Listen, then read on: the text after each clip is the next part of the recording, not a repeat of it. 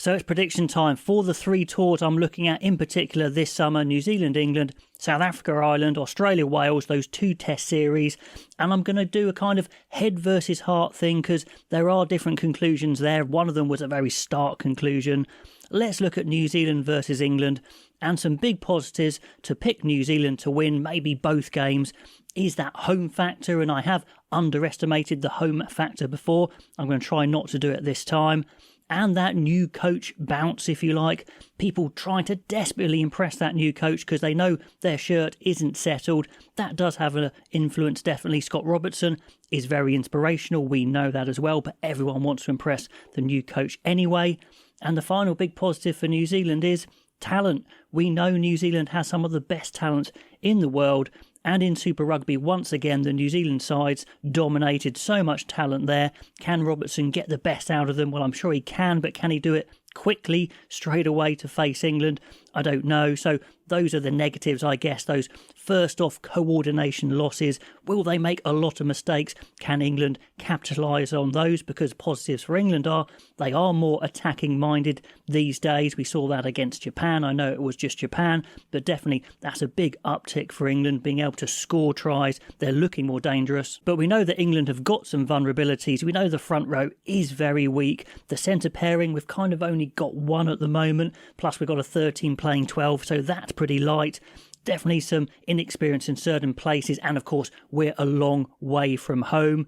So my heart says that England maybe could take that first test if New Zealand make a bunch of mistakes and England play that attacking style. That's kind of my heart saying it. A little bit head, but maybe that's wishful thinking. But 1-1 I think would be a great result for England, that's for sure. If they won the first test, just imagine that New Zealand backlash. Surely they'd win the second test. But anyway, heart says 1-1. Head probably says 2-0, to be honest. New Zealand in New Zealand, such a hard place to win. Can England make it competitive? If it was 2-0 to New Zealand and England were very competitive, I still think that might be a fair positive result to England, I suppose. So heart 1-1, head 2-0. Now I know we've got New Zealand versus England as a tour, but South Africa, Ireland, that's the biggie. It's the biggie on paper, and we know it's going to be probably the biggie on the pitch as well. 1 versus 2 in the world champions, all those sorts of things. South Africa, what's the big positive for them? Well, stacks and stacks of talent. Plus, of course, at home, at altitude helps a bit as well. So much depth. We said the scrum is so strong, probably the strongest it's ever been. There's been some returning players coming in at just the right amount of time. We've got Am coming in, Arenza, Colby, Khaleesi's there, of course. So it's going to be super tough for Ireland to win. The bench of the South Africans, once again, should be unbelievable.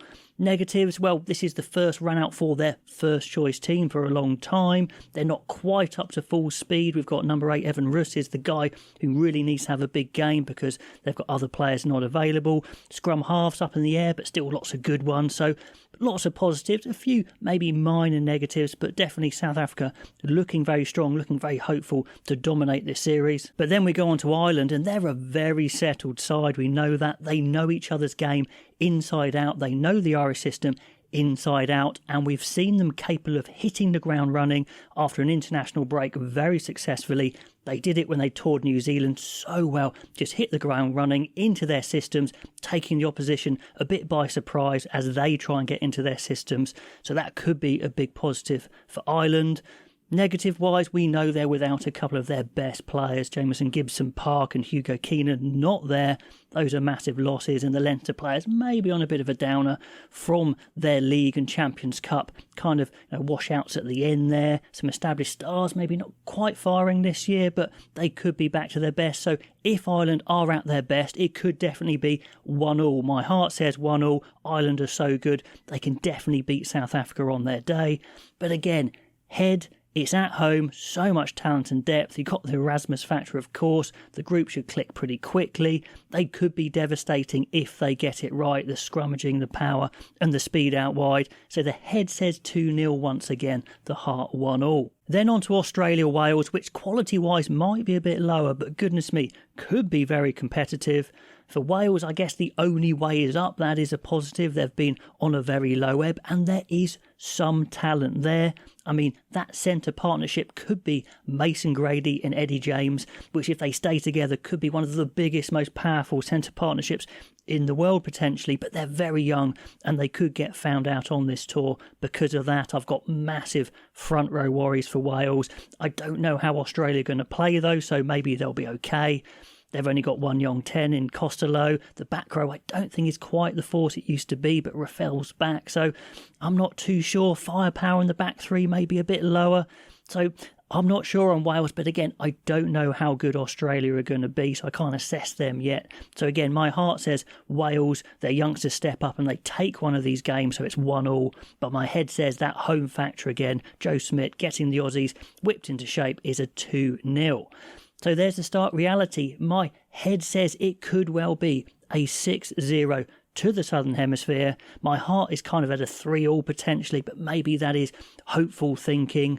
But surely the Northern Hemisphere, they can win at least one of these games. So I would go as a prediction, if you like, for all those series, 5-1 and being super competitive in all of them. But it could well be a 6-0. Anyway, get in those comments below. Let me know what you would predict and why. And I'll catch you next time.